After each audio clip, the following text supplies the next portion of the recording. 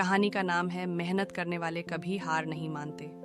एक समय की बात है, एक छोटे से गांव में एक लड़का रहता था। उसका नाम राहुल था।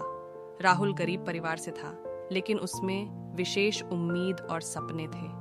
उसकी माँ उसे हमेशा सिखाती थी कि मेहनत करने वाले कभी हार नहीं मानते।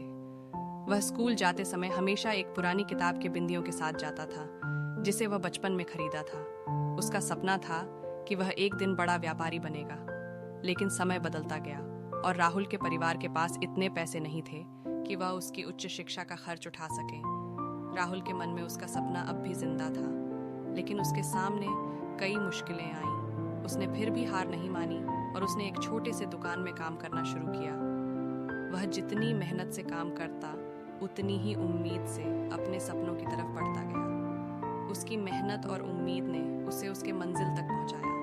वह अपनी दुकान को बढ़ाने के बाद उसने और भी कई छोटे व्यवसाय शुरू किए। धीरे धीरे उसकी मेहनत और संघर्ष ने उसे उसके सपनों के करीब ले जाया। एक दिन उसकी दुकान में एक बड़ी कंपनी के एक महत्वपूर्ण अधिकारी आया।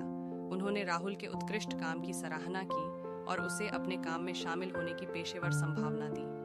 राहुल के दिल में खुशी की लहर उमड़ आई, क्योंकि उसने जान लिया था कि मेहनत कभी बेकार नहीं जाती।